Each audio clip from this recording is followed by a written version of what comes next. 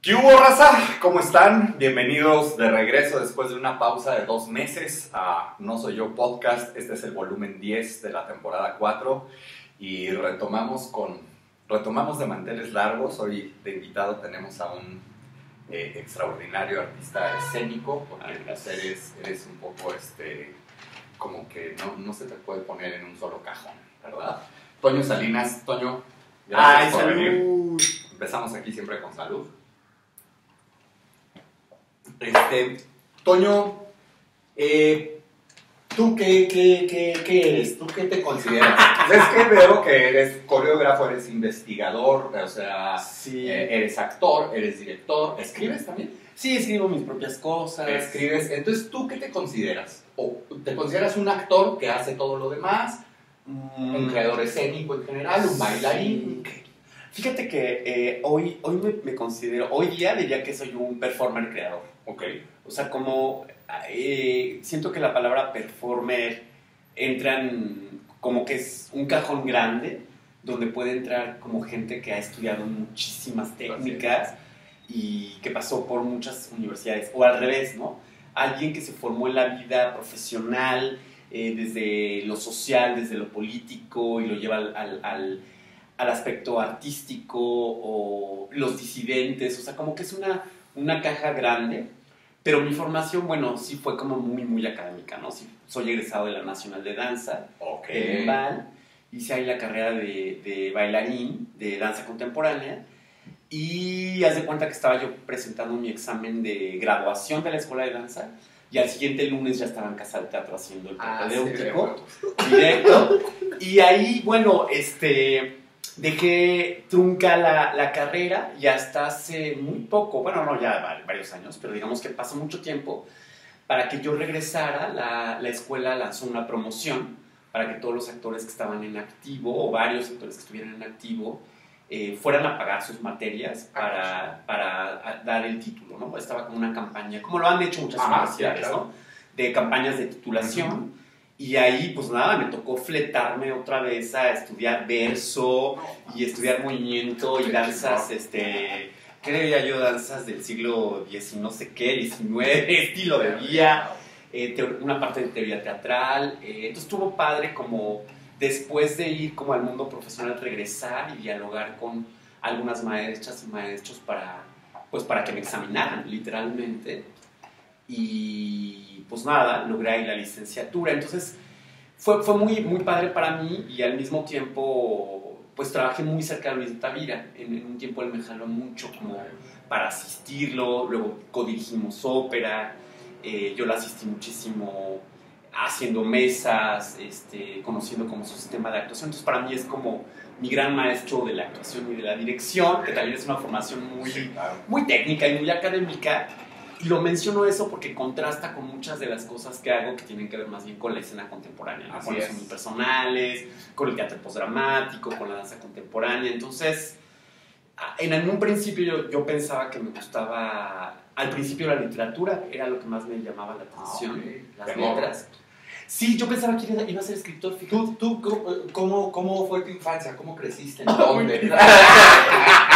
Otro chingado. Fíjate que, qué bonita pregunta. Fíjate que mi infancia, bueno, mis papás se conocieron aquí en El Reloj, por Coyoacán, y luego, pues la chamba y todo los llevó a Naucalpan. ¿Ellos a qué se dedican?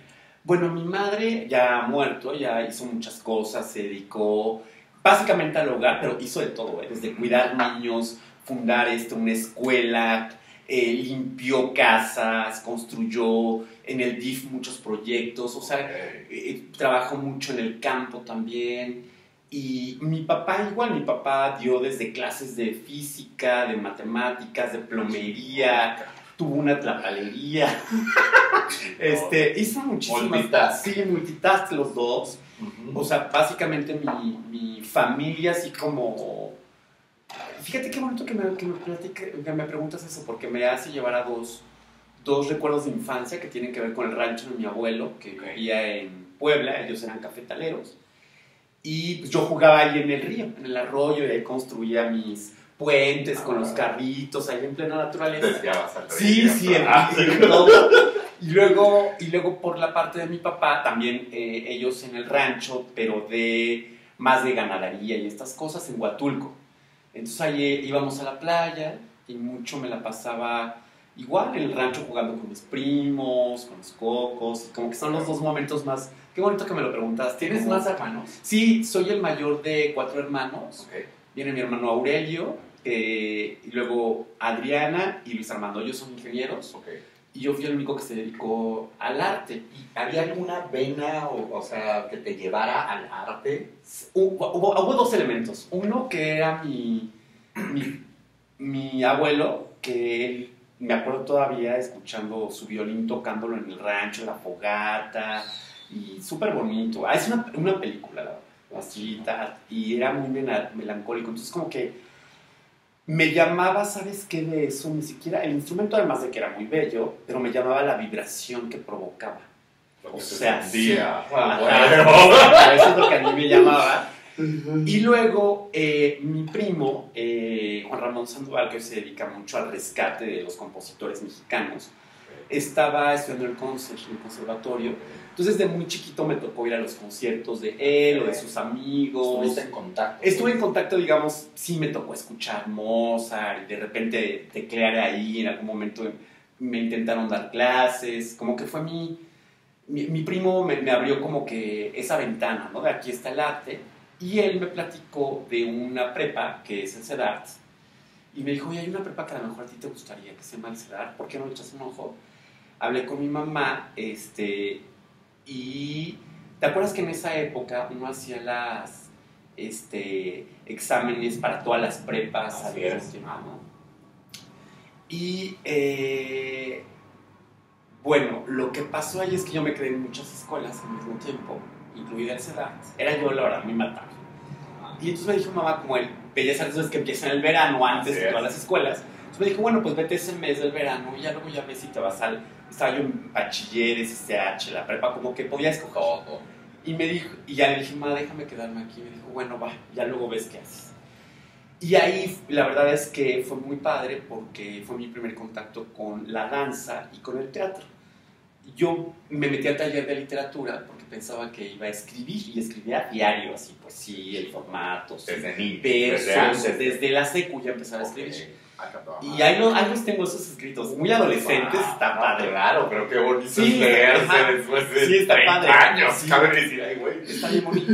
Y luego lo que pasó es que ahí conocí la danza y cuando yo estaba estudiando en esa época escogías la especialidad en el tercer semestre. Entonces escogí teatro. Dije, pues voy a ir a actuación. Pero me seguían dando clases de ballet. Y me empecé a destacar, pero fíjate que yo no era, ¿cómo te diré? Era bueno, pero bueno, mis compañeros la verdad es que eran divinos, o sea, tenían muchas más cualidades que yo, e interpretativas también, yo creo. Pero había algo que a mí me obsesionaba como otra vez del sentir la electricidad, la vibración. Y ahí el subdirector de la escuela me dio una de las mejores asesorías que he recibido en mi vida. Y ahí yo escuché mucho a mis maestros, la verdad es que los escuché siempre. Y él me dijo, estábamos en el jardín, me dijo, ¿tú qué vas a hacer? Le digo, pues la verdad no sé, estoy muy confundido, no sé si quiero escribir, pero el rollo de la danza me interesa, la actuación también, pero siento que está muy lejos de mí. Y él me dijo una cosa muy bonita, me dijo, tú puedes hacer las dos cosas. Tú podrías bailar y actuar si quieres. Y entonces, como que alguien te lo dijera, fue muy... Y aparte una figura que tú respetas y te ha enseñado. Y me dijo, solo yo te aconsejaría que primero hagas danza y luego hagas actuación. Okay. Y dije, órale. Entonces ya hice el examen para la escuela de danza. Me quedé en shock cuando me dijeron que me había quedado porque yo iba acompañando a unas compañeras. Entonces dije, bueno, pues yo las acompaño. Y entré a la UNAM al mismo tiempo a sociología. Ay, cabrón. Sí, entonces como que... ¿Por qué la sociología? Fíjate que había algo, ya después como que... Es decir, como creador no es raro que te interese la sociología, pero a la hora de definir... Sí, qué padre pregunta. La verdad es que yo pensé, cuando estaba en la fila ahí de la UNAM, dije, voy a ir a literatura dramática y teatro, o sea, eso voy a poner. Y cuando puse dije, no, sociología, teatro, güey, no creo. Y pongo sociología, Ya sé, güey, es que estas cosas uno las decide de manera muy azarosa y a veces uno cree. Y uno tiene 16 o 17, cabrón, ¿no? 17 Ay, años. pero, Ya sociología no me cambió. No, y entonces me llama, tenía un gran maestro de sociología, ¿no? Que por ejemplo en la prepa, que eso fue muy importante, ¿no? Me traía como el pensamiento y se hace cuenta, por ejemplo, me acuerdo que hice una entrega de pensamiento comparado, según yo, porque ahora yo creo que ese ensayo, quién sabe qué será, sobre Octavio Paz y el mundo contemporáneo de los 90s, y yo ya me aventaba a pensar sobre esas cosas, ¿no? Y como que dije, pues tengo, como que eso me interesa, como estudiar lo social, lo humano, no sabía bien qué era, ¿no? Después ya ahora sé que es el arte, ¿no? Luego pensé que era la danza lo que me interesaba, luego pensé que era la actuación lo que me interesaba, y ahora fíjate que me interesa, lo que me conmueve mucho ahora es el lenguaje, es decir, que los humanos quieran decir lo que piensan o lo que sienten, me parece una cosa muy hermosa, muy bella, o sea que... Y a veces hasta naif, ¿no? Sí, es naif, tierno, sí, es muy tierno. Que quieran hablar de lo que no existe, de lo invisible, de lo que sienten, de cómo está lo social, me parece un fenómeno divino, muy, muy divino, me parece muy padre. Es como que ahora más bien estoy muy al servicio como de...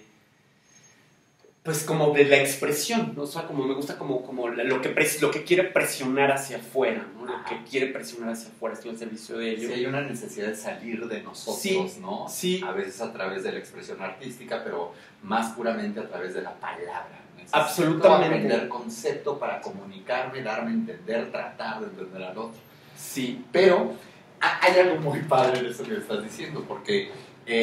veo tu manera de abordarlo, que es desde esta pues belleza del acto y del intento, desde un punto de vista más pesimista. Okay. Por favor. Yo la expresión de los hombres lo veo como el intento más inútil y el principal y la principal base para el conflicto.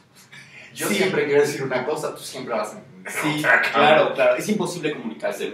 Sí, ahora ¿cómo abordas eso? O también lo abordas o es algo que no te interesa. No, sí, totalmente. Yo pienso que, ¿sabes? Va a tener que ver con una romantización que muy a propósito que yo he hecho sobre el artista. Sobre todo a los artistas del cuerpo, ¿no? Quien pone la voz. Y entonces a mí me va a interesar la ópera, me va a interesar la actuación para cine, el teatro físico, la danza. Porque lo platicaba hace poco con Laura Uribe, cómo los artistas están interesados por cosas que casi nadie. Sí. Y claro, es interesante cómo algún compositor está pensando en cómo capturar la atmósfera de una época, cómo un actor está intentando darle vida y volver real y encarnar a un personaje, como un bailarín a través de su movimiento quiere cambiar el mundo, y es muy ingenuo y muy naif y muy tierno al mismo tiempo. Es bonito. Es muy bello cuando estamos frente a una sociedad que está tan interesada por cosas que no tienen que ver con lo intangible, ¿no? Entonces me parece como algo ya ni siquiera revolucionario, me parece filosóficamente importante que exista, que nos hace recordar que hay maneras distintas de pensarnos. Y entonces le doy como importancia al arte, ¿sabes? Al artista. Y admiro mucho a la gente que se dedica al arte 100%. Y yo hoy me siento muy feliz de dedicarme a lo que me dedico. De hacerlo tuyo. Sí, estoy bien contento que en medio de tanta incertidumbre, de tanto no saber, de tanto caos, de tantas contradicciones, pueda dedicarme al teatro, a la danza, a la coreografía. He ido al cine, he actuado para cine, he hecho como que, ¿sabes? Como que yo... Eres un creador muy integral, pues. Sí, o bueno, me te procuras eso, ¿no? Te procuras estar en varios Me llamó, lados. me haz de cuenta, y fue como algo que era como natural, de verdad, era como que quería buscarlo, y en ese sentido sí me siento un explorador que ha caminado por los caminos que he querido. ¿Por qué comparto esto? Porque es importante que se entienda que es posible. ¿no? Que es posible ir por muchos caminos. Claro, cuando entro con alguien de danza me voy hasta el fondo, y con alguien de teatro hasta el fondo, pues, y con alguien de ópera hasta el fondo, clavado y unos amigos. Irte hasta el fondo. Sí, si no sirve, si de no es cualquier estéril. océano, Si no se exactamente. vuelve estéril tu producto, ¿no? Sí, y fíjate que a mí me gusta pensar mucho como por ejemplo, como el explorador de los océanos, ¿no? Hay quien le gusta hacer buzo, ¿no? E ir a las profundidades y llegar hasta los lugares más oscuros y donde ya están los monstruos, pero eventualmente tienes que regresar a tomar aire. A tomar aire. Ahora, hay otra carrera que es la de los surfers, ¿no? Y van, y están preciosos, pero surfear está cañón. Sí. También surfear está cañón. Oh, sí. Entonces, como que he descubierto en este tránsito que ser superficial y ser profundo están conectadísimos. Sí, claro, porque ser superficial no quiere decir ser banal. Sí, exacto. Puedes ir por la superficie y conocer la superficie. Claro, y dices, wow. Es lo que hacen surfers. Sí. ¿no? O alguien en una no patineta. sé cómo funciona Así la es, superficie. o alguien en una patineta Sí. o algo. Dice, sí, voy por la superficie, pero me la ubico muy cabrón para saber cómo me muevo. El banal es ir a lo pendejo, siento yo. Sí. Y pues me voy a tropezar cada 3 pasos, güey, porque a pesar de que me mantengo en la superficie, no la veo. Sí, esa es la otra, claro. Y dices, tienes que observar tu entorno, el que sea la profundidad o sea la superficie. Sí, y ahorita, por ejemplo, como, ¿sabes? Por ejemplo, hay algo que me parece muy interesante de las artes escénicas, que son el arte de la repetición, y que ahorita estoy en una temporada justo de low cost.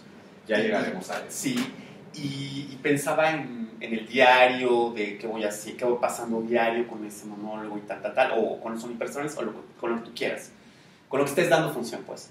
Y decía, híjole, qué absurdo volver a repetir esto, ¿sabes? Había una parte de mí, y que hay algo dentro de ti que te jala volverlo a hacer y volver a revivir, o sea, hay como herramientas técnicas que te permiten volver a hacer vivir lo que no existe, al final está vacío, lo que ¿no? está escrito, lo que está en un papel. Exactamente. Y eso me parece una cosa bellísima, ¿sabes? O sea, que digo, wow, qué padre. Y entonces vuelvo a amar lo que hago. O sea, a mí ¿sabes qué? Estas charlas siempre a mí me gustan mucho como transmitir el contagiar el gusto y la pasión por hacer lo que a uno le gusta, y más por el arte. Claro, ¿tú qué aportas con tu arte? Ay, mira, a mí me encantaría, pero más bien voy a cambiar la pregunta. No, vayámonos a lo pretencioso, mamón. No, no ¿sabes pasa nada. qué? Me gustaría... Sabemos que es una suposición. Claro. Yo siento que, a ver, ¿qué aporto? Claro. O sea, todo artista aporta. Bueno, yo aporto, en el mejor de los casos, voy a empezar como por capas, que alguien se entretenga. ¿No? Que alguien se entretenga mientras ve lo que yo hago. Luego, lo siguiente es que tenga un deleite, ¿no? Un deleite estético, que se la pase bien por lo que ve y escucha. Y luego, pues, la pretensión más grande es que le cambie el pensamiento. Y si cambias el pensamiento, puedes cambiar el mundo a alguien. Eso sería lo más padre. Pero no siempre pasa. Y luego, cuando pienso en el espectador, hoy en la mañana pensaba en el espectador. Y decía, es que alguien que va al teatro es alguien que no tiene nada que hacer. Es alguien que está muy vacío. Porque yo he sido espectador también. Claro. Y voy y digo, bueno, nos interesa ir al teatro y ver ópera y tal, pero por motivos también profesionales, Sí, ¿no? Claro. Pero el espectador va porque también está solo, porque también está vacío, porque también quiere encontrar una resonancia, porque también quiere encontrarse a sí mismo arriba, porque quiere escuchar las voces de los que no sospecha que existen, ¿no? Porque quiere ver el deleite de las posibilidades de vivir la vida. Y entonces el espectador me da otra vez ternura, y el espectador pues también es el mundo, ¿no? Entonces, no sé, o sea, sí, lo veo así. Y la otra es que solo pensar que la gente en una ciudad como esta se subió a un metro o al Uber o caminó, ¿sabes? Que hizo algo para ese ritual, a mí no sabes, me da una... En una ciudad, además, donde el teatro no está a 15 minutos. Sí. Me da una cosa de decir cómo ¿cómo vamos a hacer para que ahorita suceda de la mejor manera? Y yo en ese sentido, fíjate que suelo ser muy disciplinado, pero me di cuenta cuando alguien viene y te lo dice, oye, eres muy disciplinado. Yo decía, pues no sabía tanto. No, tampoco tanto, pero algo disciplinado, ¿no? Sí. Pero está en mi disciplina, por ejemplo, descubro que es en medida de mi pasión, de que me encanta hacer lo que hago. Y que lo reconozco en otros performers, en otros actores, en otros bailarines. Digo, mira, este también. Qué voy a traer. Ajá, este le encanta. Está tocado. Sí, le encanta esta onda. Porque en realidad, pues, ¿qué más? O sea, creo que eso me gustaría. Y también, bueno, es que encontrar su lugar, encontrar que uno encuentre su lugar no es fácil. En el mundo ya es muy difícil, y en el mundo del arte se vuelve un desafío. Sí, porque ya luego entran otras cosas como la competencia, como cosas que a uno no le interesaba cuando empezó a hacer esto. Claro. Y dices, ay, güey, también me tengo que romper la madre con todo esto para hacer. Sí. ¡Pum! Sí, bueno, y viene, o sea, creo que lo más difícil es cuando viene el mundo de pagar las cuentas, ¿no? De pagar las cuentas, de gestionarte a ti emocionalmente, de vivir de esto, de pagar tu renta, tu casa, tu comida, tus viajes, tus placeres, tus libros, o tu familia, o lo que decidas en la vida, y que hay como una excesiva romantización alrededor del artista, tanto para bien como para mal, ¿no? Hay una negativa romantización de que no va a ser posible que lo logres. Así es. Y es importante, por ejemplo, a mí me gusta decirlo, que estamos en un país que es posible, donde artistas, cuando sacan todos sus talentos y posibilidades, pues logran vivir del arte. O sea, y el arte son muchas cosas. Puedes desde dar asistencia, ¿no? Por ejemplo, la palabra asistente me gusta mucho, ¿no? Que das asistencia a lo que está pasando, ¿no? Claro. Dirigir, crear proyectos, ser performer, actuar, bailar, dirigir, gestionar, hacer colaboraciones. De repente también hay como una idea de que si solo te formas como actor y uno cree que solamente existe esa rama, ¿no? Del teatro. Así es. Y te das cuenta de que la importancia de todos los, digamos, los departamentos, ¿no? Que se necesitan para que se levante un telón son muy grandes y que todos abonan, ¿no? Así es. Y que puedes ir por muchos lugares, ¿no? Yo he asistido, he hecho coreografía, he dirigido, me ha tocado trabajar con las grandes instituciones, conocer como el engranaje, ¿no? De cómo se organiza. Una superproducción. Sí, cómo y se cómo se organiza una de 3 pesos, que sí, es la que tú quieres hacer con tus amigos. Sí. Las dos, conozco las dos. Sí, y las dos están padres, las dos tienen sus desafíos, las dos están muy cañonas. A las dos sistemas de producción, qué difícil que salga bien. Así es.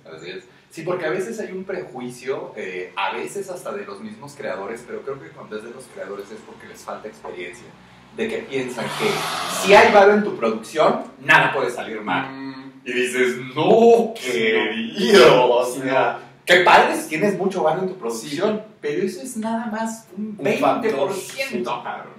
Sí. Ven fuera, mueve a todos, haz que todos tengan química, aunque sea laboral, no necesariamente que todos nos hermanemos, pero que haya química laboral, que todos busquemos el mismo objetivo. Dices, sí, tras. Sí, que justamente yo creo que ese es el mayor desafío de encontrar a tu grupo creativo, a tu familia creativa, o estar en el proyecto que te tocó estar porque audicionaste, porque hiciste un casting. Y ahí creo que sí nos falta mucho como generar espacios donde los ejes rectores, conceptuales, de convivencia, sean cada vez más claros y específicos, ¿no? ¿Qué quieren los proyectos? ¿Qué ambicionan? ¿Qué desean a nivel de lenguaje? ¿Qué alcances, no? Sí, en dónde nos empatamos todos para estar creando. Para estar ahí. Porque fíjate, del otro lado está como quien cree que teniendo un equipo creativo muy chingón y muy preparado lo vas a lograr. Y a veces es, híjole, tampoco. Exacto, está el recurso humano, pero falta que consigamos ahora pues los sueldos honorarios, teatro cambiando los aviones. Entonces, sí hay como cuando ya te vuelves pues grande, ¿verdad? Y pasaste por varios lugares y dices, híjole, se necesitan muchos factores para que una obra salga bien, para que una obra comunique, que una Claro. obra conmueva. Y también la pregunta es, ¿qué es que una obra salga bien, no? Y que es que conmueva. Y qué es que conmueva también y a quién, ¿no? Y creo que ahí también es importante aceptar que lo que uno hace le puede gustar a un grupo de gente y a otro grupo no, que puede tener reverberancia en un grupo social o en una ciudad o en un país o en un sector y en otro no tanto, y que pues te va ubicando también en tu discurso, ¿no? Yo ahorita tengo esa pregunta, ¿sabes? De, bueno, a ver, ¿qué voy a seguir haciendo? ¿Cómo le voy a hacer ahora? Muy interesante esto que estás mencionando. Hablando ya de tus procesos personales, no donde te hablan para decir, oye, Toño, ¿me puedes checar la corporalidad o puedes hacer esto que es algo ya más definido y que alguien más lo decidió Sí. porque te conocen? Pero cuando son tus procesos y tus proyectos personales, ¿cómo es la relación entre el montaje, el producto, como le queramos decir, y Toño? ¿Empiezas escarbándole a lo que quieres decir o empiezas escarbándole en tu interior para Sí. saber qué quieres hacer? Qué padre pregunta. Mira, digamos mucho de lo que he hecho también es hacer unipersonales. Ujú. Y yo comencé haciendo mis primeros unipersonales con una idea pues muy renacentista, la verdad, muy davinciana, así me fui hasta allá, que tiene que ver con explorar en las posibilidades y potencias de lo humano. Tracas, nada más. Sí. ¿No pensaste en ponértela más difícil? No. Entonces sí, bueno, ¿qué es capaz de hacer un performer sobre el escenario para contar algo? No importa lo que sea. Entonces, bueno... porque aparte a ti te gusta la potencia. Sí, la potencia me gusta. Intenso. Sí, me gusta mucho. Yo Sí, te he visto me encanta. pocas veces, creo que te he visto traer y siempre digo, verga con este, güey. Sí, la De potencia. entrada, qué buen training te cargas, hermano. Ay, gracias. No, y bueno, eso por una parte que tiene que ver con qué puede hacer este ser humano, Claro. qué es capaz de hacer, ¿no? Y luego siempre toco algo que me importa, ¿no? O sea, que tiene que ver con las dudas de las personas, que creo que uno empieza así cuando es joven, ¿no? Que empieza hablando del amor, de las desilusiones amorosas, de... Te dicen por ahí que solo hay dos temas, el amor y la muerte. Sí, Ay. puede ser que sí sean los dos únicos temas, pero también tal vez no. Como lo abordas Ajá. o qué layer Sí, tocas de cada exactamente. tema. Tendríamos que hablar más de Sí. eso, pero bueno, sí, y luego, claro, cuando te vas creciendo, te vas dando cuenta de que te vas a morir, de que vas a desaparecer, de que un día eventualmente, goodbye, te irás. Y entonces, bueno, ¿qué voy a aportarle al mundo, no? Y te empiezas sales de tu propia pequeño caparazón, que puede ser muy bello y complejo y hermoso, y a darte cuenta de que hay problemas, ¿no? Afuera, que hay situaciones que te gustaría enmarcar con el arte. Y yo creo que yo me encuentro ahí en ese momento, ¿no? Digamos, el último unipersonal que hice se llama La mediación de la tormenta. Y es un unipersonal donde lo que yo quise recoger es toda mi experiencia energética y emocional, pues, de cuando estuve encerrado en la pandemia. Entonces, tiene al aire libre y es muy sencillo. Se trata de un hombre que va a tomarse un trago en un parque. De eso se trata, nada más. Vale. Un algo que se va a tomar. Y ahí sucede. Ya, ajá, nada más eso. Es la anécdota. O sea, ¿de qué se trata esta obra? Claro. Pues de un güey Sí, que no, va y echarse pone un un picnic y se toma chela. Fin, de eso se trata la obra. No se trata de más. Y claro, ¿qué pasa ahí? A mí me gusta el lenguaje. Es decir, cómo se articula lo escénico. Entonces, a partir de eso es que he hecho mano de la voz cantada, de la voz hablada, de la danza, de la improvisación, de la interacción con el público, de la voz grabada, de dispositivos a veces de video. Es decir, como que, ¿sabes? Ahí como que es como una especie de libertad que vas construyendo, ¿no? O sea, que dices, no puedo usar todo, ¿por qué no voy a usar todo si puedo usarlo todo? Y que te va dando las tablas también. Sí, te lo va dando las tablas. No, dices, ay, el sí deseo, puedo. Así el es, deseo, sí se puede. Sí se puede, las ganas. Y creo que también por ejemplo, me da mucho gusto que hoy cada vez hay más performers multidisciplinarios, más jóvenes que nosotros. Así es. Y que eso quiere decir que el paradigma de pensamiento está cambiando acerca de lo multidisciplinario. Que yo la verdad cuando me hacen esa pregunta siempre la respondo diciendo, bueno, pues se trata de disciplinarte en varias cosas. Nada más. Eso es ser multidisciplinario. Y es lo de menos, ya luego viene lo interdisciplinario. Sí, porque lo técnico, dices, como se aprende. Se aprende, lo Ahora, aprendes. ¿cómo lo bajo a tierra? Así y cómo es. le doy un sentido donde todo pueda confluir y que nada se bote? O que si se bota sea en función de lo que quiero contar y aquí quiero que se bote. Entonces digamos que son como dos vías que yo siempre voy cuidando, ¿no? Como que lo que me va importando comunicar con el espectador y la forma. Es decir, para mí la forma y el contenido siempre tienen que tener una dialéctica Juan Becker constante. decía, la forma es contenido. Así es, la forma es contenido. ¿Cómo logramos qué forma necesitamos para que se diga lo que queremos? Así es. Entonces, en ese sentido, también la mente del estructurador, que en ese caso es como la del director de puesta en escena, o del coreógrafo, o del orquestador, tiene que ver en qué ingenierilmente colocas para que se diga lo que quieres. Oye, y con respecto a la creación del guión, porque ya cuando hablamos de multidisciplina, no me gusta decir texto dramático porque lo siento limitado, sino que se vuelve un guión. Sí, es como porque un de guión. repente hablas en imagen, de repente hablas con texto. Sí. O sea, a la hora de la creación del guión, ¿cómo es tu proceso creativo? ¿Vas improvisando y te vas grabando? ¿Vas escribiendo y vas probando? ¿Cómo chingados le haces? Sí, mira, por ejemplo, yo lo que trabajo mucho es con un sistema súper sencillo y es de post-its, de papelitos.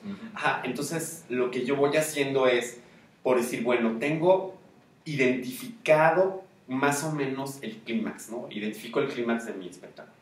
¿Es un método Ajá. común? O Sí, sea, más o menos. Ajá. Ajá, que digo, puedo empezar acá, pero no sé cómo va a acabar. Ok. Entonces, por ejemplo, el último unipersonal que hice, tanto la directora de arte como el compositor me decían, oye, necesitamos el texto pronto, pues para sacarle ¿Qué vamos a hacer? ¿Qué vamos a hacer, no? Entonces yo les dije, miren, lo que vamos a hacer es post-textual. Esto quiere decir que el texto va a estar 15 días antes de que se estrene. Y ya luego yo me lo aprendo, ya después de esos 15 días. Sí. Tengo esas 2 semanas. Esto quiere decir que lo que vamos a tener que trabajar es con conceptos y con impactos energéticos que queremos causar en el espectador. Entonces, claro, para algunos artistas es como, claro. Entonces, claro, entonces yo hago mi marco referencial de imágenes, de sonidos, claro. Y digo, bueno, por ejemplo, no sé, con el compositor, mira, yo tengo la imagen de este compositor. Yo quiero dirigir una orquesta. Por ejemplo, yo voy mucho a mis deseos infantiles, ¿no? Entonces, por ejemplo, la fiebre del oso polar yo siempre quise tener un disfraz de oso. Entonces dijo, bueno, y voy a hablar, claro, güey, todo el dinero que en ese momento fue la coproducción del Cervantino, dije, todo el dinero de la producción se va a la investigación de cómo hacer un oso polar. Entonces fue como mi apuesta, ¿no? O ahora la mediación de la tormenta tenía que ver con una vez que me preguntaron, oye, si no te hubieras dedicado a la danza y al teatro, ¿qué hubieras hecho? Digo, la verdad, hubiera hecho lo mismo de arte, pero sería compositor. O sea, compositor, yo dirigiría mi propia orquesta. Yo en mi sueño yo tendría una orquesta contemporánea y la menos una como la de Pérez Prado. Sí. Yo me iba así como, ¿sabes? Como las orquestas de cuerdas y todas allá. Sí. Pero, y fue en una fiesta que me preguntaron eso y dije, ay, un día voy a hacer una obra con esto. Con esta idea. Estás muy pendiente a tu entorno, entonces. Sí, creo que sí. Creo que sí. No hay pedo que sea una fiesta, una peda. Sí, no. Se me va a quedar. Sí. Se me va a quedar y lo voy a desarrollar un día. Ajá, un día lo voy a desarrollar. Entonces, como que lo que hice fue como ahora con la pandemia decía, bueno, le planteaba a la vestuarista como los conceptos, ¿no? ¿En qué piensa? Le digo, la verdad, lo único que pienso es que para mí esto es una tormenta. Una tormenta y quiero mediar esto. Entonces de ahí sale el nombre, la mediación de la tormenta. Claro. Entonces me dice, ya me diste la clave, el vestuario es un impermeable.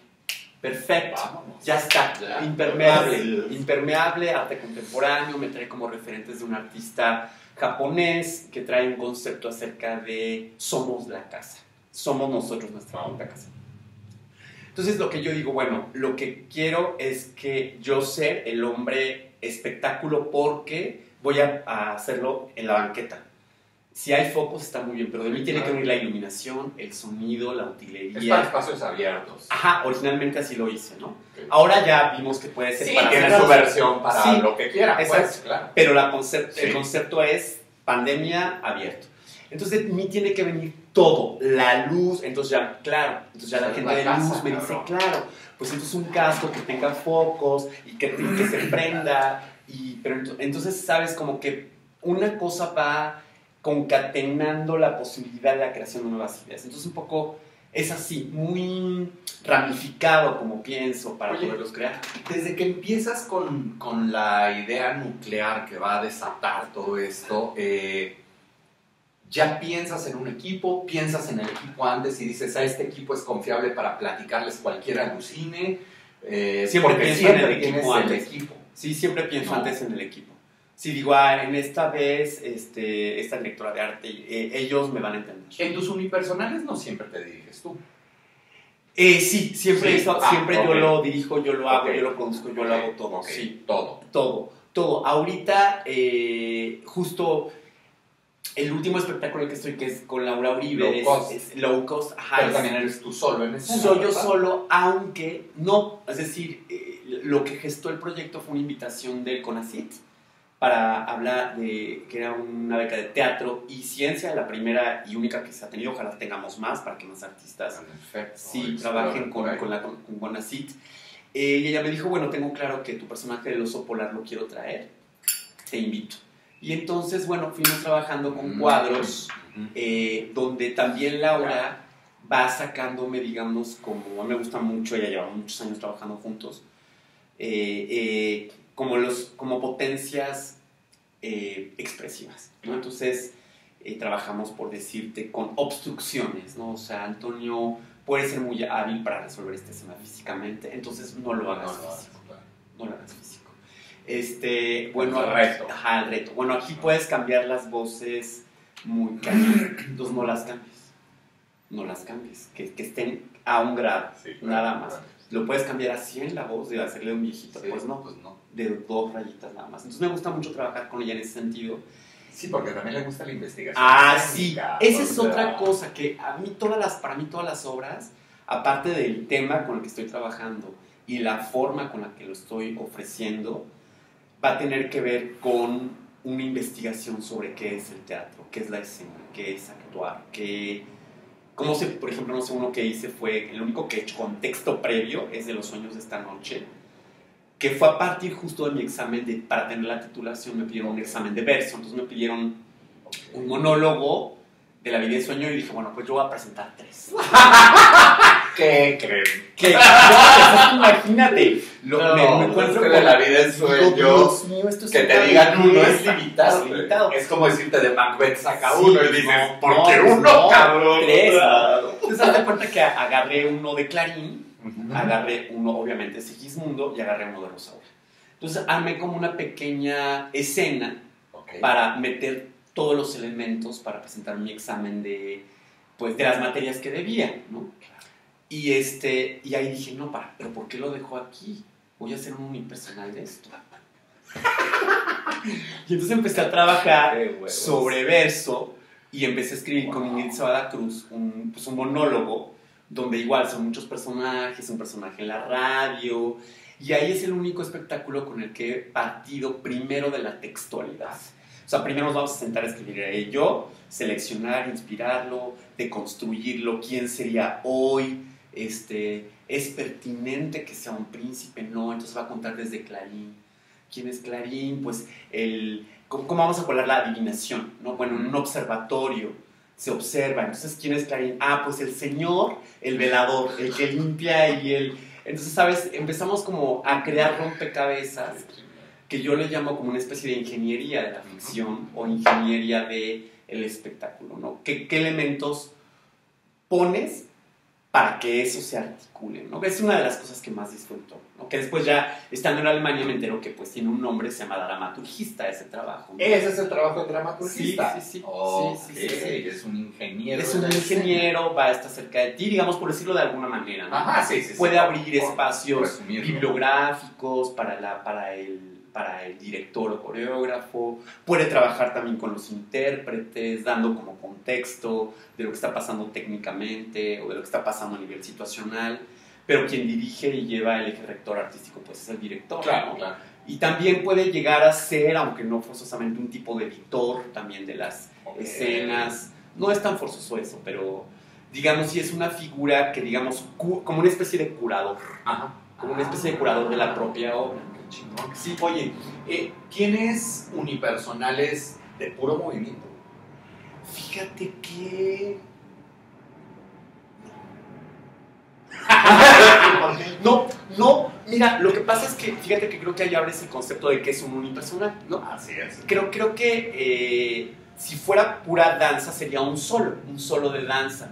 Que tuve solos de danza cuando estaba yo chavito, que me montó Alicia Sánchez, sobre todo con ella trabajé muchos solos, ¿no? Donde ser solista y es todo una coreografía que tú llevas tú solo, ¿no? Que equivale al monólogo, al gran monólogo en la actuación. Pero creo que el unipersonal entra en otro cajón, en un tercer cajón. Yo pienso que el unipersonal, hay muchos artistas de unipersonales y te dirán muchas versiones sobre qué es. Yo pienso que un artista unipersonal, aparte de que se autodirige, se autocuestiona la forma y el contenido, sí es un investigador. Todos los artistas... ¿Y no va a haber investigación en algo completamente de acción? Fíjate que sí, aunque yo lo llevaría más, lo nombraría danza, que es muy bello también, es padrísimo.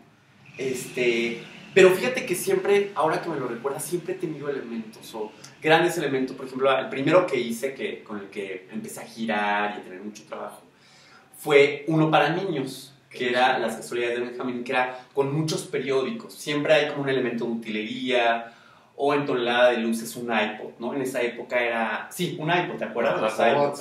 Era el iPod el que desata todo de ahí viene todo el drama, ¿no? Okay. De un iPod, de un regalo que recibe este personaje y descubre que es un iPod.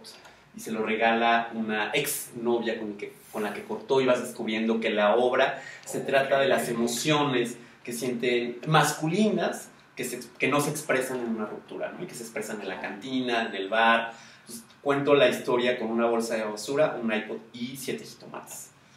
Entonces, igual también me puse a investigar dije, bueno, ¿qué sería algo que no entraría en esta escena? Entonces dije, pues un jitomate. Voy a justificar actoral y estructuralmente un jitomate.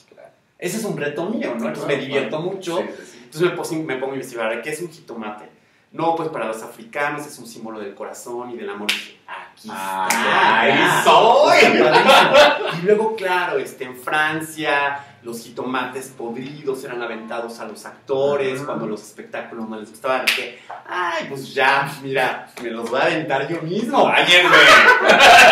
Entonces, es un poco ese juego, ¿no? Empiezo como que me pongo ciertos acertijos o ecuaciones para resolverlo. Oye, pero ahondando, porque ahí difiere un poco, ¿no? A ver.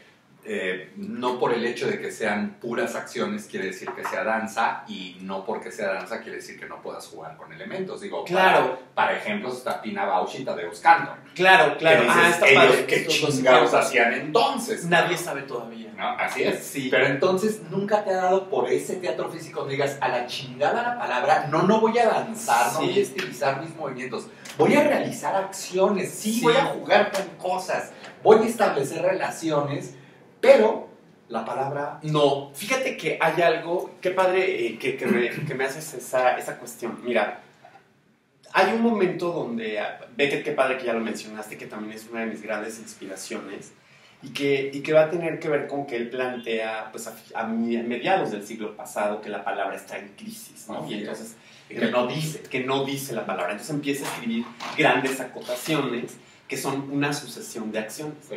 Entonces, cuando yo justo estudio Beckett en Casa del Teatro... Son coreógrafos, Beckett y Kantor son coreógrafos. Sí, son coreógrafos de acciones. Estoy de acuerdo contigo, totalmente. Sí, son estructuradores de la acción, ¿no? Sin duda, y los pone cerca de la coreografía. Ahora, fíjate que cuando yo vi Beckett en Casa del Teatro,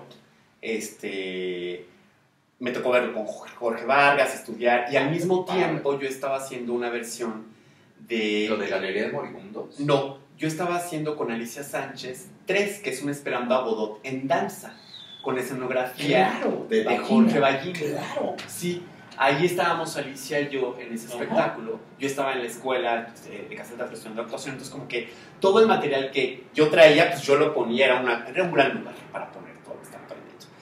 Y entonces, al mismo tiempo estaba estudiando con Jorge Vargas, preguntando sobre el teatro físico, la crisis de la palabra, ¿no? Para ir puntualmente ahí.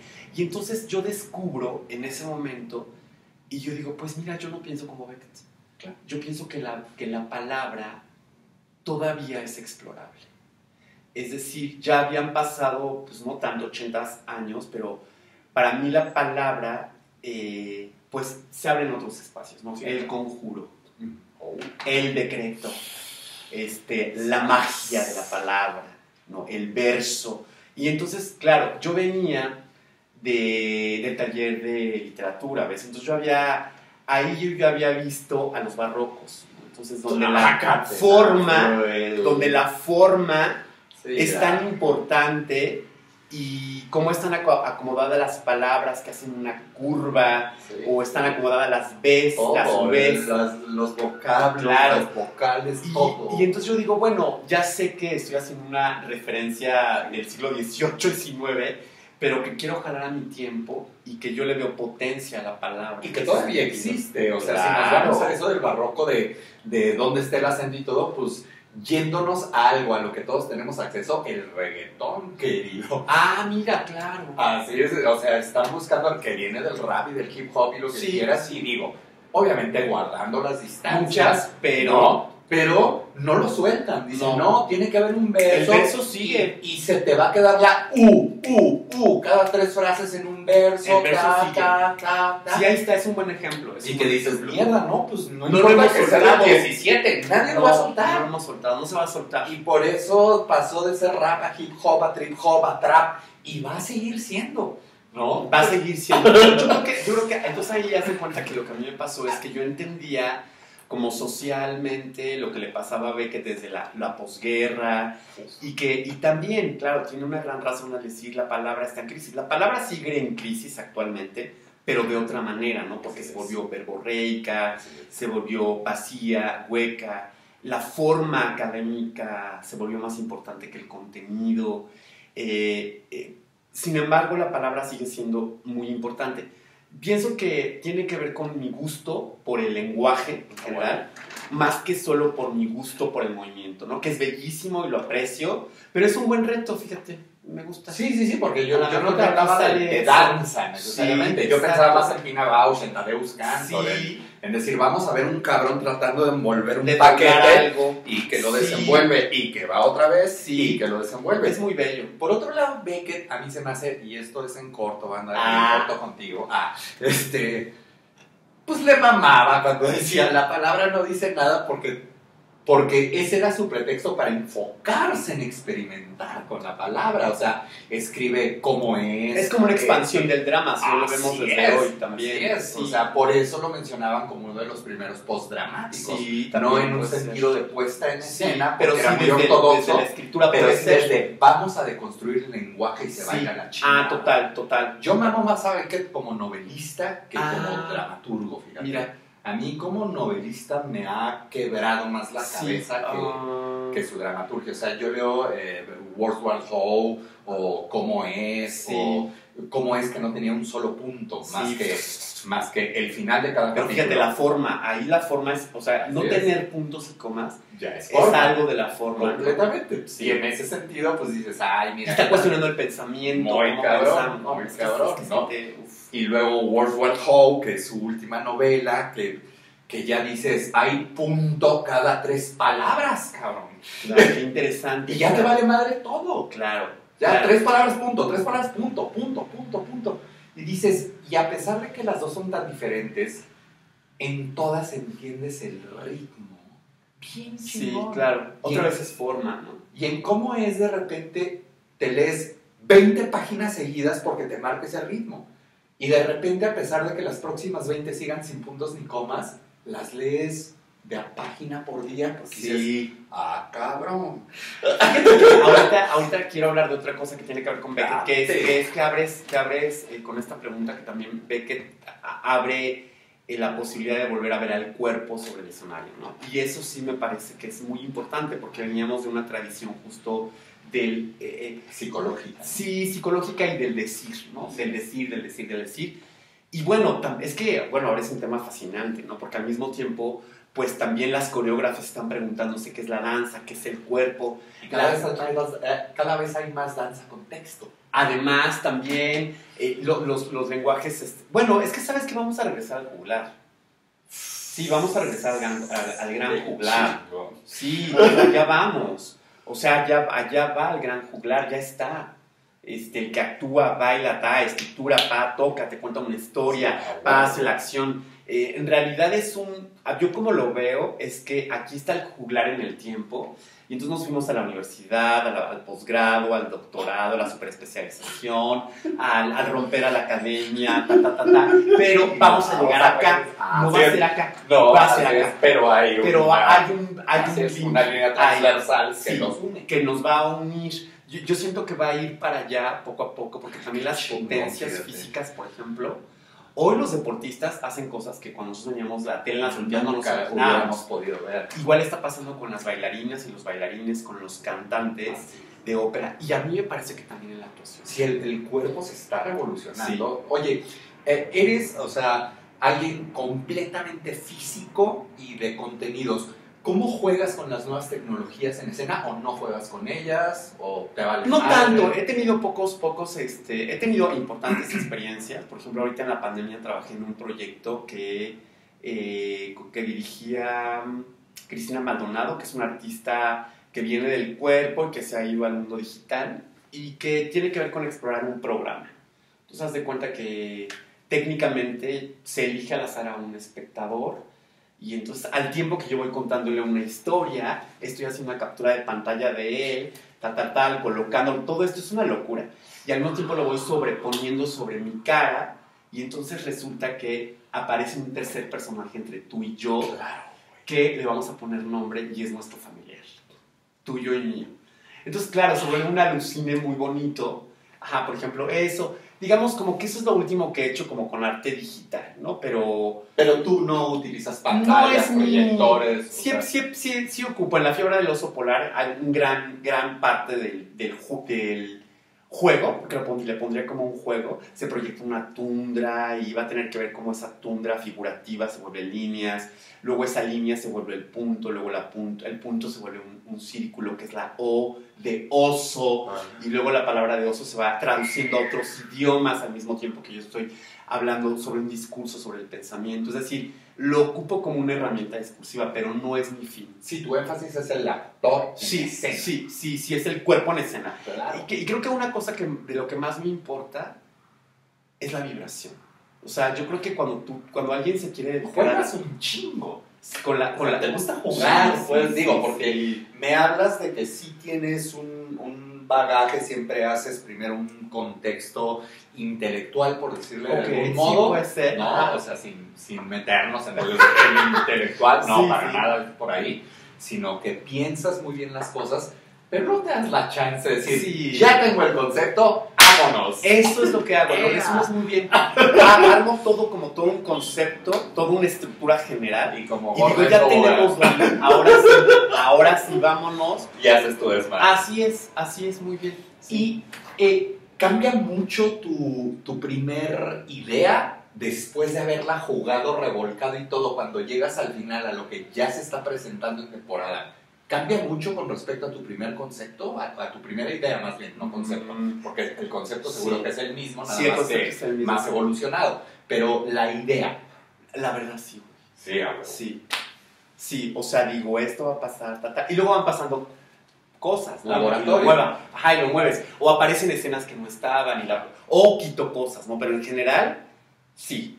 O sea, si cuando llego y te digo, quiero un personaje que es como, trae en su casa y es como un astronauta, y entonces llega y es la exploración y trae la luz consigo y digo, ya son cosas que nada más no sabemos, claro. El espectador no se va a enterar, pero que a mí me mantienen en escena haciendo algo, ¿no? Bueno. Entonces, sí se parecen, casi siempre se han parecido, la verdad, ahora qué pregunta, pero sí se han parecido. Oye, No, sí, eso, y que yo creo que tiene que ver con un diálogo entre el control y el abandono.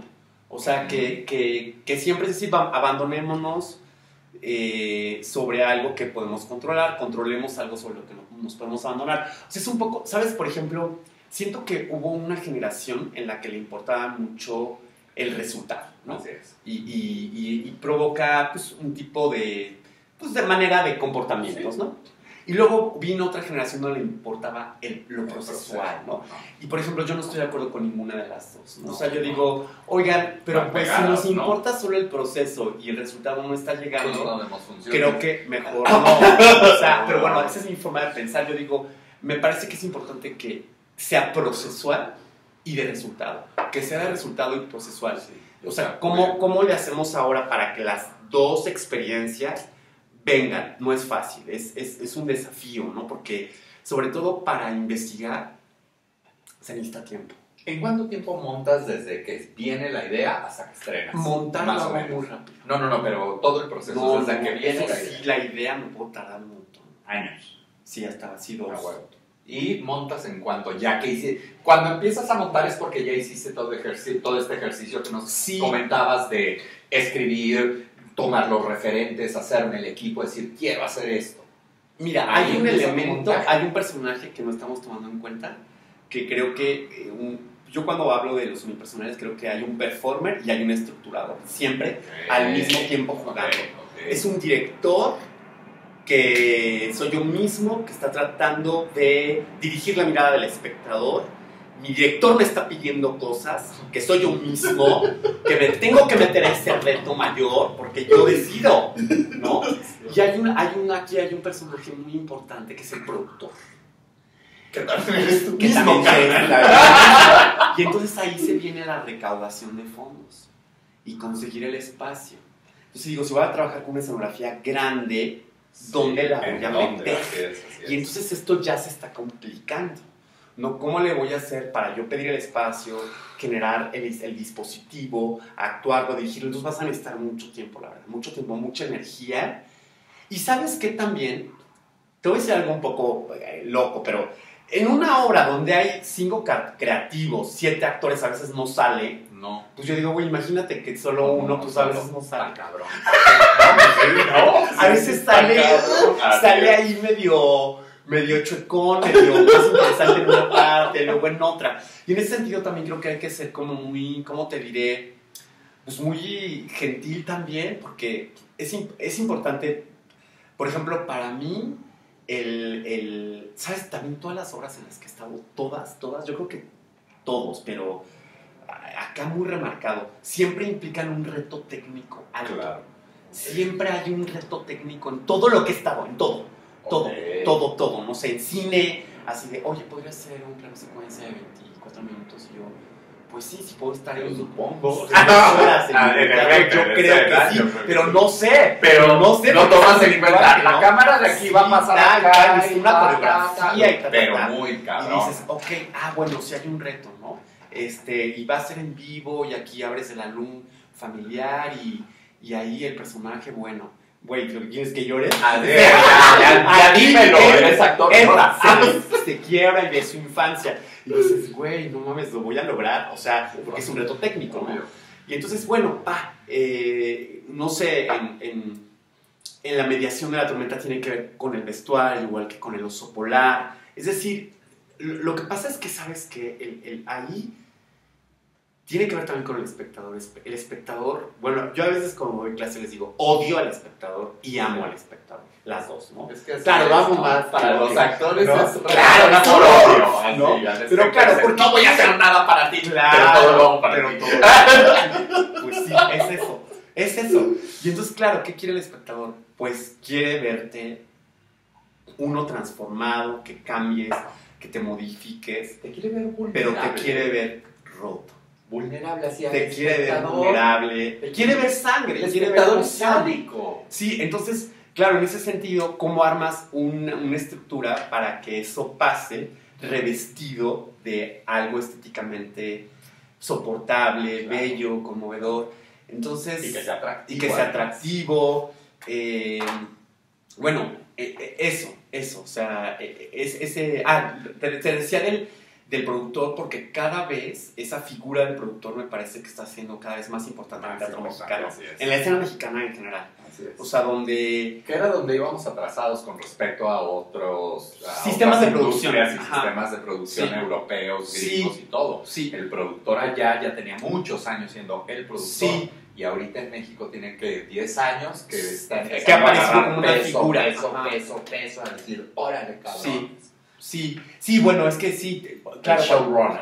Claro, y también para que el director se dedique a dirigir y no esté consiguiendo dinero para que todos y nos café. dediquemos a lo que tenemos que hacer. Y que el actor se dedique solo a actuar y llegue y esté todo al tiro y vámonos, ¿no?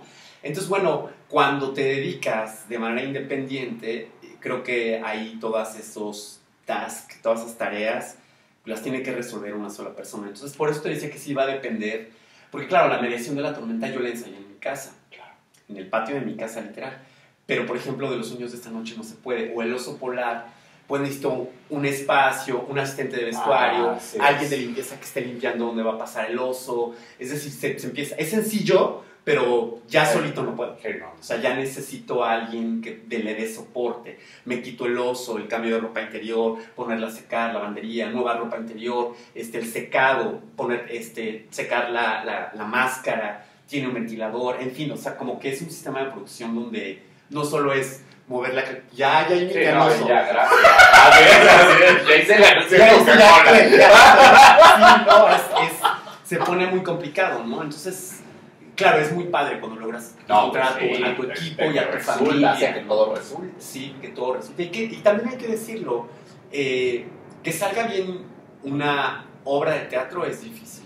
Que salga bien una danza, que una orquesta... Todo arte escénico en vivo, todo arte escénico en tiempo real, es difícil. Es difícil. Y luego fíjate que yo lo desmarco y a veces digo, bueno, yo pensando decir, no, pero imagínate, hacer una pared también, qué difícil. ¿Hacer una pared? Una pared. Sí, qué difícil. Sí. Y ya luego digo, no mames, limpiar, qué difícil, barrer, qué difícil. Una vez que lo haces, te das cuenta que no son enchiladas. Nada. Cualquier cosa que quieras hacer bien, presta como una enorme entrega energética, de concentración, de deseo, en fin. Y bueno, el arte se nutre siempre de eso, ¿no? Oye, ¿juega la música en tu proceso o en tu obra? ¿En dónde juega más? Sí, ¿En el espectáculo o en el proceso? En las dos. ¿Eres muy musical para crear? Me encanta. Me encanta, la música me fascina, a mí me fascina. No, pues claro, vienes de ser bailarín, sí, me encanta, mucho vínculo me fascina con la música y con el silencio. Güey. Sí, me encanta la música. Bueno, yo la vivo como... Yo admiro mucho a los músicos y a los compositores. 3 rolas que te definan. O 3 composiciones, no nos importa. Tú, sí, 3 cositas. 3 cosas. Que te den que ahorita... Así, desde gusto culposo hasta lo más cool. O si no son 3, no nos importa cuántas. Ahorita te las busco para darte bien los nombres. Pero sí tengo, ahorita te las daré. Y lo que me pasa mucho, ¿sabes qué? Por ejemplo, con la gente, con compositores, que... No sé, bueno, una bailarina, un coreógrafo piensa en movimiento, en los despliegues físicos. Algunos actores piensan en las emociones, en las situaciones, en el carácter. Los directores, pues, en los espectáculos, Y a mí algo que me fascina, quizá porque está lejos de mí de alguna manera, es cómo piensan los compositores. O sea, ¿te refieres a orquestar? Sí, claro. No, esos güeyes, qué pedo con su cerebro. Está dividido. ¡Padre! Así. Me encanta, ¿sabes? Es lo más cercano a una computadora. Yo creo que entre una computadora y un estructurador y un ingeniero y un poeta también, o sea, todo junto. Es que esa es la diferencia con la computadora, que estos güeyes sienten y poetizan. Y tú dices, ¿cómo le hiciste para ese arreglo que nada más se oye allá? Y que cada 3 segundos suena. Sí. Y que si no te pones trucha no lo escuchas. No lo vas a oír. Y sabes, por ejemplo, no sé, ahí por ejemplo, para mí fue muy importante el maestro Mario Lavista, que en algún momento tuve clase de música con él. Y que, no sé, como que yo ahí empecé a amar el sonido. O sea, donde no te imagines paisajes, ni gente bailando, ni una escena. Es el sonido. Es el sonido. Y empiezas a escuchar solo el sonido y a pensar en términos de sonido. oído. Sí, claro. Y escucha este tema, cómo se desarrolla y cómo cambia y cómo se retoma en el último compás. Y maestro, ¿qué representa? Nada. Es una cosa. Es una cosa El que sonido es en sí misma. Y eso me parece un fenómeno filosófico es que eso es lo chingón de la música, sí. Que es en sí mismo. Eso me parece que nos hayan enseñado por el anuncio tal que ocupan a Vivaldi, que tengo que pensar en esto. Claro. No es cierto, carnal. Entonces, de este lugar, y filosóficamente me inspira muchísimo la música. O sea, yo siempre digo, ¿de dónde viene el sonido? ¿Eres entonces más clásico que jazzero? Sí, escucho más clásicos aunque el jazz lo disfruto mucho, Uh-huh. sobre todo con la gente, cuando me junto con gente que le gusta el jazz. Me gusta, escucho mucho los clásicos. De repente he tenido como etapas así súper, así estereotípicas de Mozart todos los días. Y hay un nocturno de Schubert que es el que creo que más me está donde conecta. íbamos. Sí, que ahorita quiero darte exactamente cuál es de los que más me conecta. Me conecta también mucho, no sé, un compositor contemporáneo como Fink, que hace como música. Es padrísimo, que trabaja orquestal, trabaja pop, o sea, tiene un target amplísimo. ¿De dónde es? Fíjate que no sé. Ok, pero es contemporáneo. Sí, es contemporáneo. Okay. Y compone, y escribe, y canta, y dirige orquesta. O sea, está bien padre Fink. Y fíjate que últimamente ¿Y te llevas con los géneros urbanos? Pues fíjate que sí como más desde la perspectiva sociológica. O sea, por ejemplo, todo el rollo del perreo lo puedo escuchar y ver y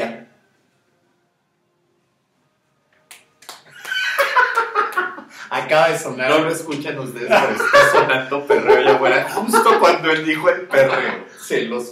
Así. Y sí que por ejemplo ese fenómeno a nivel como de semiótica, si se puede decir, me gusta mucho que es como el gesto físico es tan cercano a relacionarse sexualmente, pero está hecho con ropa, y que lo veo como lo hacen como chicas solitas moviéndose, aludiendo a un disfrute del propio cuerpo, o chicos y chicas en pareja, y que está colocado dentro del terreno súper tierra baile, así ¿no? Es. Y que digo, pues es lo mismo que hace el danzón. Es una danza de apareamiento humano. Claro. Solamente que el danzón tiene una sofisticación, tiene una orquesta, ¿no? Y tal, y composiciones. Así es. Pero lo rescato como digo, mira, cada vez está más sencillo. O sea, desde un lugar podría decir, bueno, cada vez se descomplejiza lo armónico y pero por otro lado también se vuelve más sencillo, y entonces se vuelve más al alcance. Y yo digo, pues está padre. Por ejemplo, lo puedo disfrutar un par de... de repente hay días que digo, voy a escuchar qué onda con el perreo. Ahorita Rosalía me gusta mucho, me la paso bien en las mañanas. Como para despertar. Pero sí, los géneros urbanos me gustan. Sí me la paso bien. Rock, punk. Fíjate que tuve una época punk sin saber como muchos nombres por la gente con la que me juntaba, y lo que más me gustaba era la filosofía, ¿no? O sea, todo este rollo de que pues, hoy, digo, hablar de veganismo y todo, y es como tan común, pero ahora sí que en nuestras épocas noventeras, que ellos fueran veganos y vegetarianos y pro animalistas. Algunos, ¿no? Pero como este rollo como anarquista y contra el sistema capitalista, para mí era muy nuevo, ¿sabes? Y a mí me daba como mucho miedo al principio. Pero ya luego que estuve cerca es gente mala. Es gente padrísima. ¿Han visto el meme, no? No, a ver cuál. Los punks son gente buena que aparenta ser mala. Los hippies son gente mala que aparenta ser buena. Bueno, pues New Age, le pondría. New Age. No, porque los hippies New Age. Yo creo que a eso se refiere. Sí, porque por ejemplo ahorita hablas de los hippies. Por ejemplo ahorita que hace 2019 me entrevisté con Alice Poma, que es la asesora científica de Low Cost. Y hablaba acerca de cambiar el concepto de amor, como mover el concepto de amor de la pareja, ¿no? Decimos amor y inmediatamente pensamos en tener a alguien, ¿no?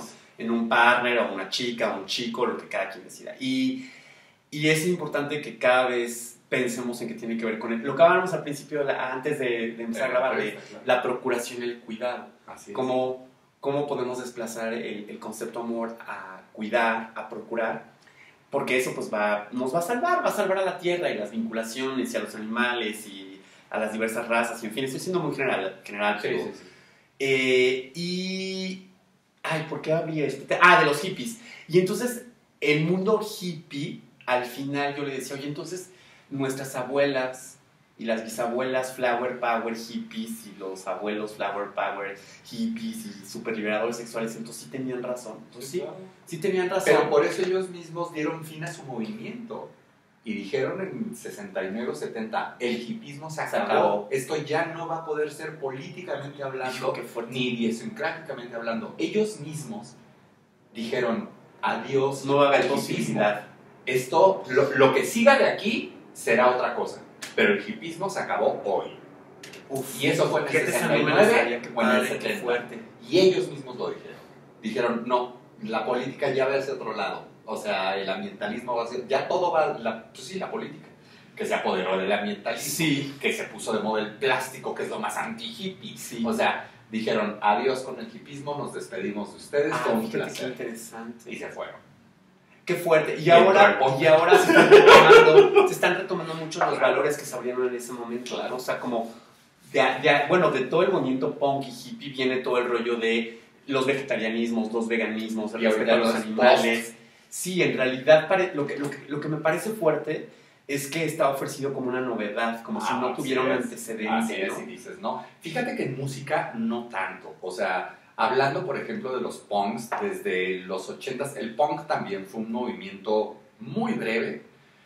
Y en los 80s también se acabó y todos empezaron a decir, no, ya no hay punk, hay post-punk. Sí, claro. Toma algunas cosas, sí, toma algunas esencias y los convertimos en otra, tanto filosóficamente hablando como formalmente hablando en cuanto a la música, al comportamiento, a la vestimenta, a ser. Siguieron el ejemplo de los hippies a pesar de que fue el contrapunto del hippismo. El punk sale diciendo, no mamen los hippies, ¿cómo que nos vamos a amar todos? Eso es imposible, esto es una mierda. Sí. ¿no? Sí. Ahora, fíjate que es interesante porque ahorita como estos paradigmas de pensamiento lo sumo, por ejemplo, a lo post-pandémico, ¿no? Y que vienen como los sentimientos de la postguerra, por ejemplo, que vivieron los bisabuelos o tatarabuelos, o las hambrunas, ¿no? En Latinoamérica que ocurrieron. Y que hoy yo creo que estamos frente a una especie de, ¿cómo te diré?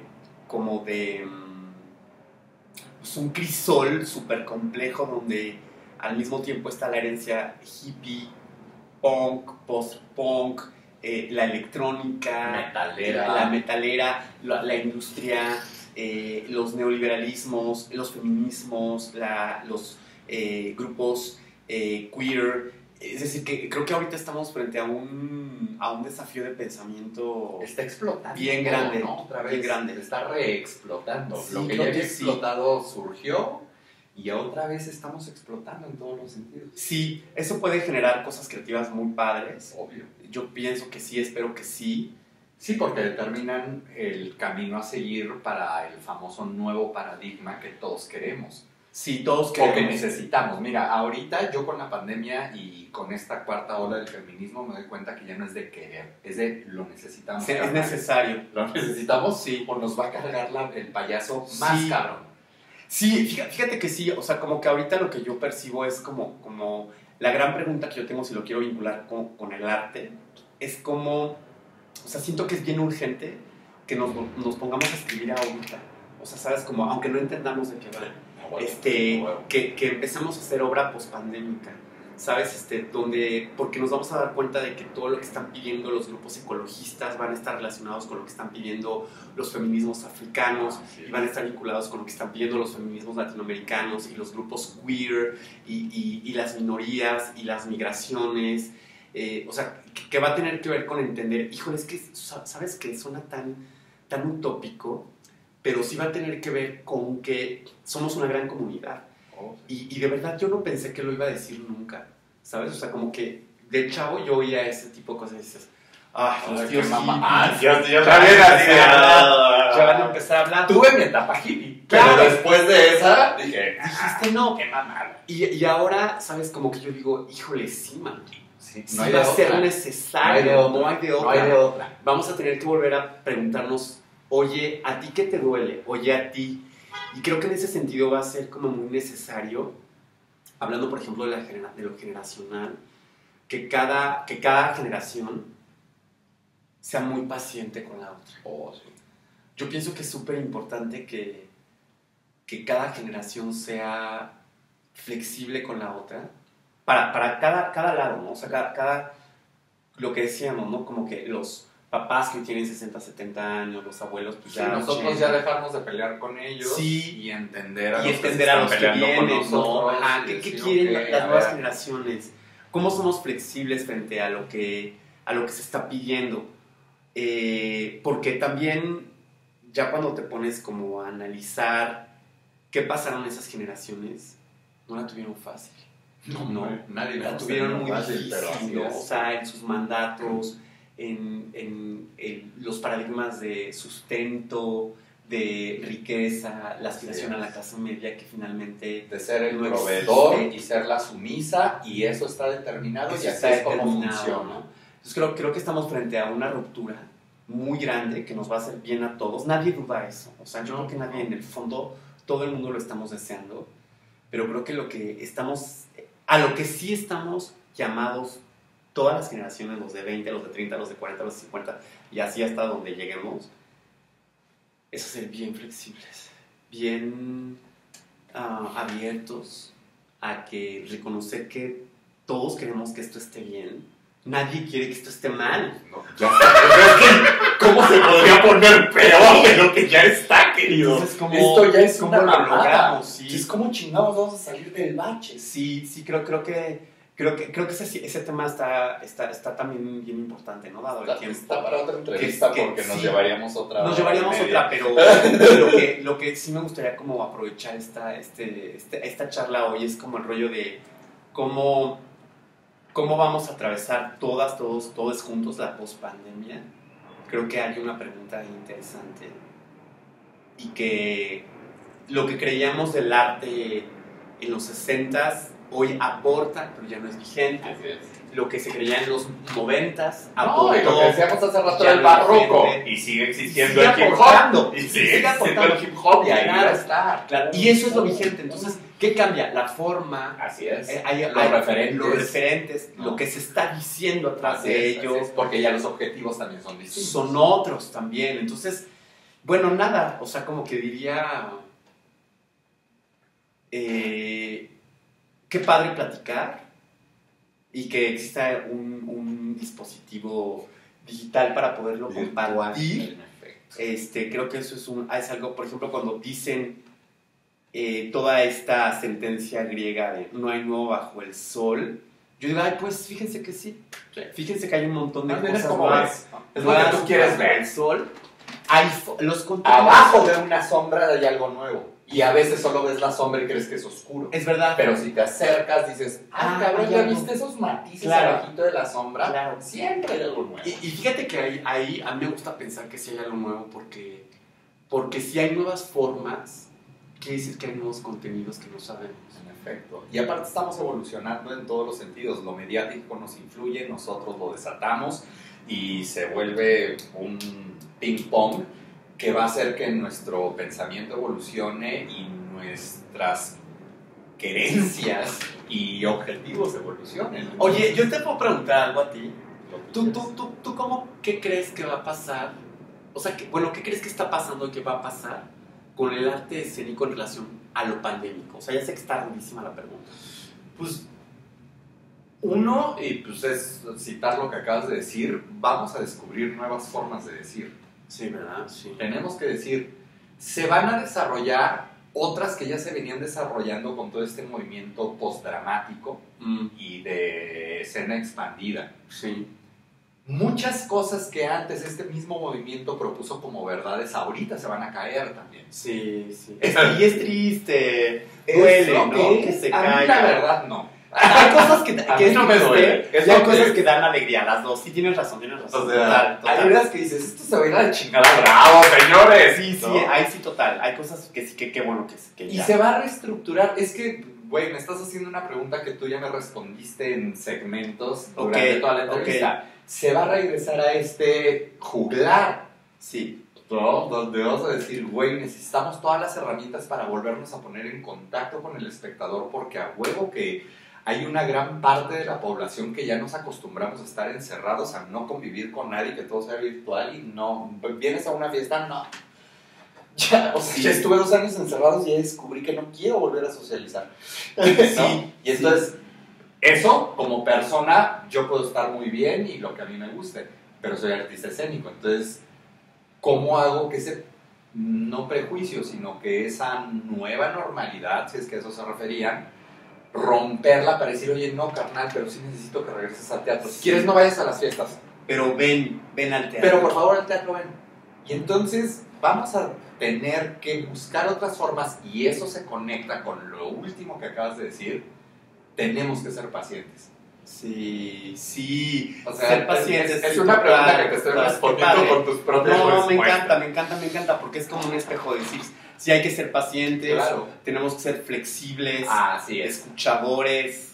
Oye, ¿y sabes qué? Como para ir cerrando, yo me imagino. Sí, señor. También tiene que ver con reconocer, súper importante, man, que somos falibles. Puta, yo es lo que Sí. más he recordado. Lo que hablábamos antes de empezar a grabar.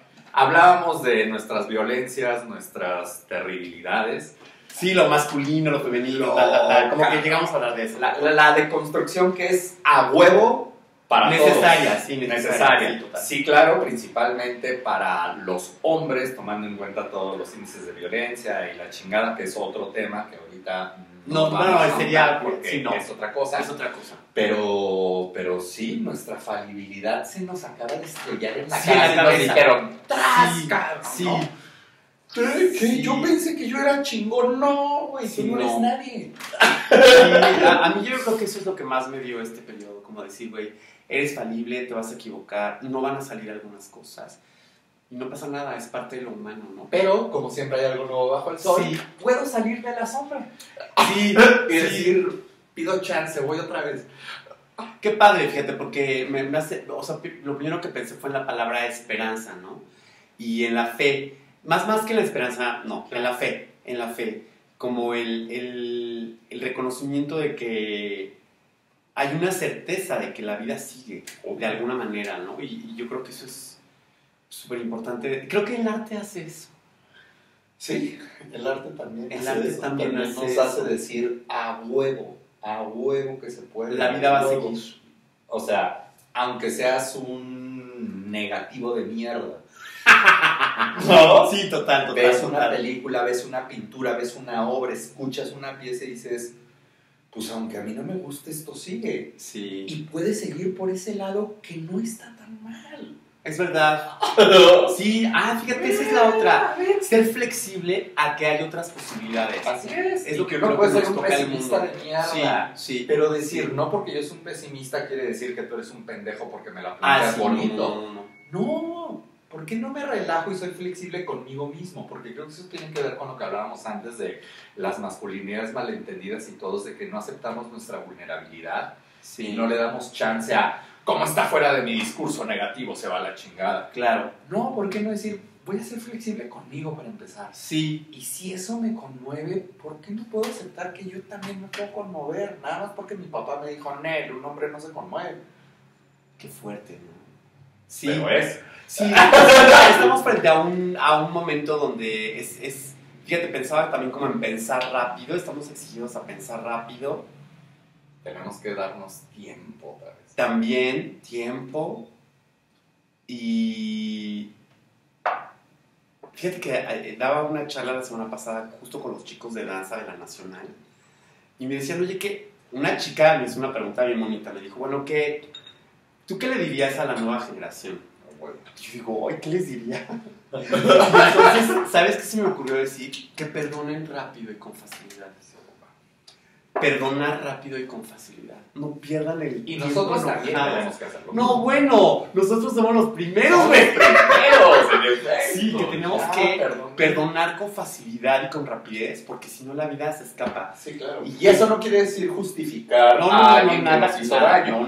no. Pero decir, a ver, sí te voy a atacar y te voy a decir, hey, te No pasaste de verga. Sí, te puedo confrontar. Pero después de eso te voy a decir, ya, Sí, te perdono, adiós. No quiere decir que vuelvo a ser tu amigo, pero adiós, carnal. A huevo. Sí, total.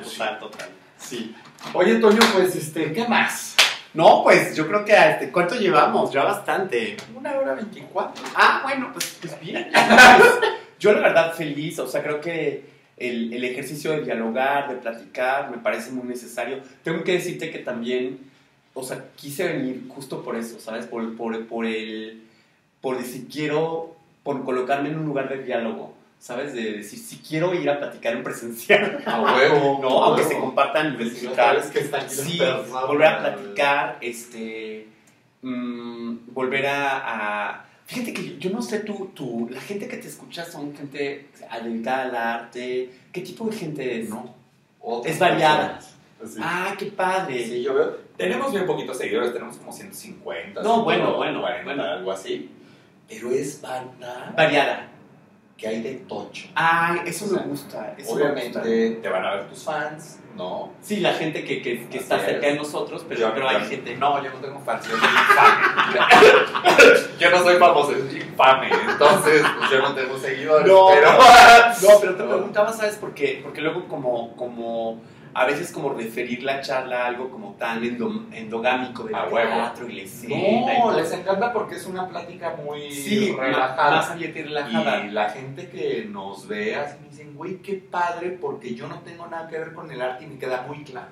Sí, qué padre. ¿No? Y creo que eso es lo que a mí me gusta de abrir este espacio, decir, pues no te voy a venir a preguntar cosas complicadas. Claro. No, nada, no. Queremos saber cómo un hombre o una mujer llega al arte, cómo lo desarrolla y qué quiere con él. Qué padre. Bye.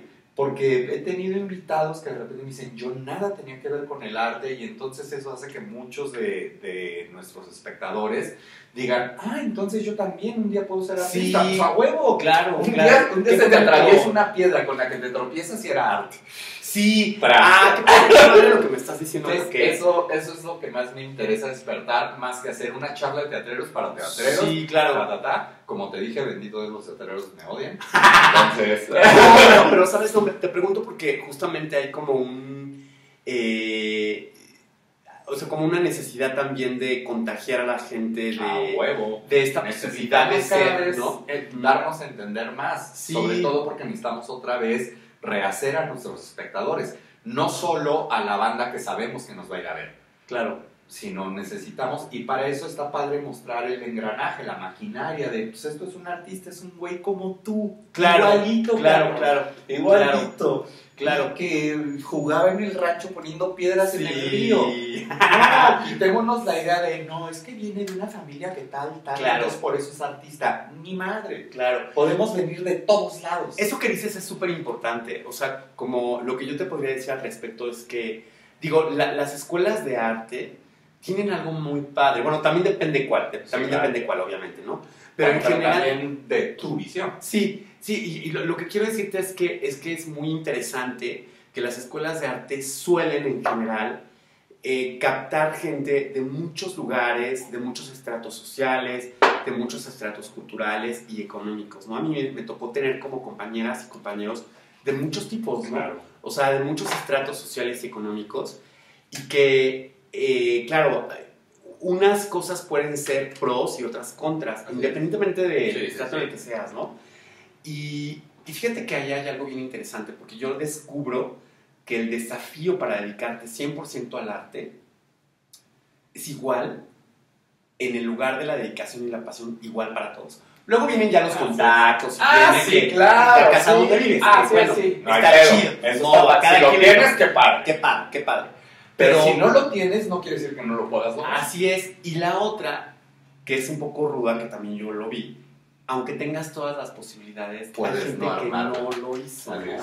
Entonces, ahí se vuelve muy interesante porque no hay leyes, ¿no? Hay gente que tiene talento, que además físicamente tiene todo. El papá conoce a Azcárraga, todo, Tigre, no sé qué, y dices, no se dedicó, lo hizo, ¿no? Y al revés también, ¿no? Gente que dices, bueno, pues no tuvo nunca el papá, ni el contacto, ni nada, venía pasando, sí, y se dijeron, tú, y pum, y a lo mejor era la persona incluso que tenía el menos talento, porque fíjate, eso me gustaría hablar del talento. Charlie. ¿Sabes que el talento, por ejemplo, es algo que yo cuando estaba chavo estaba muy confundido? ¿No? Porque, por ejemplo, yo decía, pues yo no tengo talento como ellos, ¿no? Como mis compañeros. O mis compañeras, todos son muy talentosos. Y yo, pues no, la verdad. Sí, entonces yo dije, pues qué chido, güey, que esta gente tiene esta facilidad para hacer las cosas. Y entonces yo me di cuenta que el talento también se construye. Y entonces empecé a ver a gente que yo decía, mira, esta actriz no era nada buena. Y ahora no manches, qué padrísima. O esta bailarina. El trabajo interno, la disciplina. Wow, güey. Y entonces llego a la conclusión, y luego lo platiqué hace muy poco con un maestro, pero fue fue bonito oírlo, ¿no? De alguien que tiene más delantera en años. Y que digo, mira, el maestro, sí, coincidimos, ¿no? O sea, yo intuitivamente lo llegué a que el talento se construye. Lo vas construyendo día a día. Y está ligado a tu técnica, está ligado a tus objetivos de vida, a tu deseo, a tu pasión. Sí, va con todo, todo. Sí, entonces ahí, bueno, pues tú puedes dedicarte a la arquitectura, ¿no? Que esa es otra de las cosas que admiro muchísimo, esos arquitectos que plasman construir un espacio. Yo cuando veo un espacio chingón digo, ¿qué pedo con este güey? Sí. O sea, muy cercano a lo que hablábamos de un compositor. ¿Qué onda con este cabrón? Me genera armonía, hay luz, es práctico el espacio, pero al mismo tiempo parece que no está planeado, sino que así es. Que ¡pum! Parece que no se le ocurrió. Sí. Parece que dice, pues así es un espacio, ¿no? Y no manches. Imagínate todo lo que trabajó ese cabrón para que a nosotros logremos esta sensación cuando estamos aquí. Oye, mira, esto me emociona mucho cómo hablas de la arquitectura, ¿no? De un arquitecto, ¿no? Y que, ¿sabes? También eso es muy renacentista. Yo siento que estamos, o sea, que hay algo que es súper importante retomar, que tiene que ver con volver a valorar la potencia de lo humano. O sea, hay quien dice, y que estoy de acuerdo, ¿no? En volver a amar la tierra, volver a amar a los animales, el entorno. Y yo pienso que está muy bien. Sin embargo, hasta que no logremos como reconocer la potencia en nuestra propia especie, es cuando vamos a poder, yo creo que, empezar otra vez a valorar, ¿sabes? Como ves un templo budista, un templo católico, la bolsa, una catedral, que además tiene un concepto, ¿no? La catedral gótica que quiere tocar a Dios, es una con antena las torres. Dios, literalmente una catedral gótica es una antena que está planeada desde la direccionalidad. ¿Cuánto mide cada tabique? Porque el codo es una medida de los primeros cristianos. Y entonces, cada ladrillo mide exactamente el mismo codo, no sé qué, está tanto al oriente, tanto al poniente, mide tanto porque si lo divides entre tanto, que son el número de codos, te va a dar tal suma que tiene que ver con Dios. Que eso es los alquimistas. O sea, todos esos son principios alquímicos. Sí, ahí está. ¿No? Pero fíjate, qué bonito porque se conecta la alquimia con el ritual. Y creo que es algo que, perdón por la interrupción, por favor. Pero que los masones, que son de las primeras sectas cristianas, pues masón quiere decir albañil. Qué bonito, el que construye. Y entonces, por eso el masón es un compás y una escuadra y un ojo. Las matemáticas y Dios, carnal.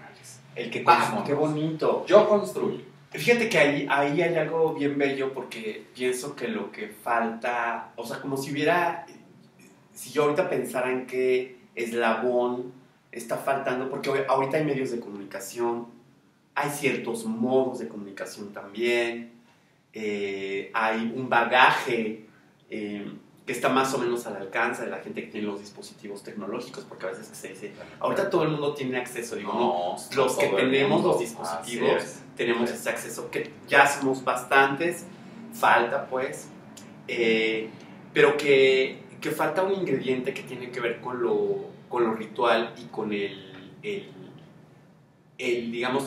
lo ritualizar la cotidianidad, y que esto va a tener que ver con volver a conectar, pues sí, con lo que te religa, con lo que te religa a ti, con lo que te vuelve a conectar con lo espiritual, con lo invisible, con te lo vuelve parte metafísico. del todo, lo que te vuelva parte Sí, del todo. sí. Sin manteniendo tu individualidad. Claro, y ahora fíjate, de qué cañón, porque ahorita yo te digo, bueno, sí, manteniendo parte del todo, y ahorita agarro el carro y ya alguien se atraviesa y digo, Zen. ok, somos falibles, Sí. somos falibles. No hay, entonces, ¿sabes cómo dialogar entre esto conceptual frente a lo tecnológico, frente a lo cotidiano práctico? y a lo práctico? O sea, cómo volvernos cuidadores en lo práctico, cómo volvernos procuradores en lo práctico, cómo volvernos amorosos en lo práctico. O sea, nadie estaría en desacuerdo. O sea, judío, bisexual, negro, indígena, azul, morado, rojo, en decir, hay que tratarnos amorosamente. Al más ateo y más matemático pienso que sí. ¿Alguien está en desacuerdo en eso? Pues nadie, yo creo que nadie. Pues no.